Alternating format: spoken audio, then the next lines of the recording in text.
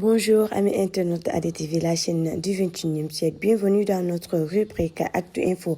Soutien de Amadou Ba, des bleus virent au marron, 10 députés et 30 responsables des fédérations du Parti démocratique sénégalais, les PDS, ont décidé de rallier à Amadou Ba. Ils n'ont pas attendu la position officielle de leur parti. Certains responsables autour de Seynabou Ly Mbacké sont dans ce lourd alors que le parti attend la décision de Abdoulaye Wade.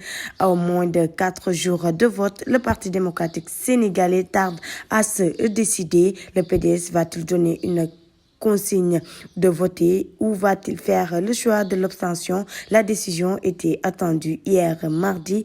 En attendant la position officielle des 10 députés ainsi que 30 responsables des fédérations du parti ont décidé de se rallier aux candidats de la majorité.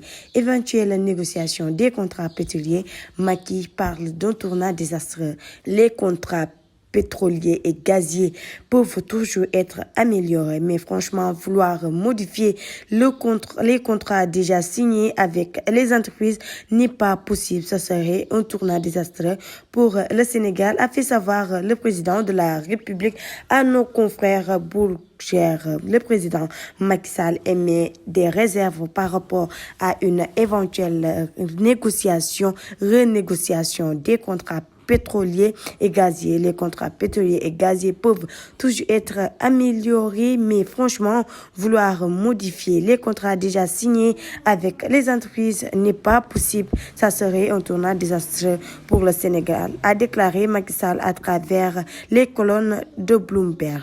Idrissa Seck, je ferai aujourd'hui un bien meilleur président qu'en 2017. Idrissa Seck, en effet, se présentera pour la 4e fois comme candidat à l'élection présidentielle, espérant que celle de dimanche prochain sera la bonne parce que disposant d'assez de vécu pour être le 5e président du Sénégal, l'ancien maire de Thiès et candidat de la coalition ID 2024 dit avoir tiré un capital expérience de ses participations infructueuses à la présidentielle.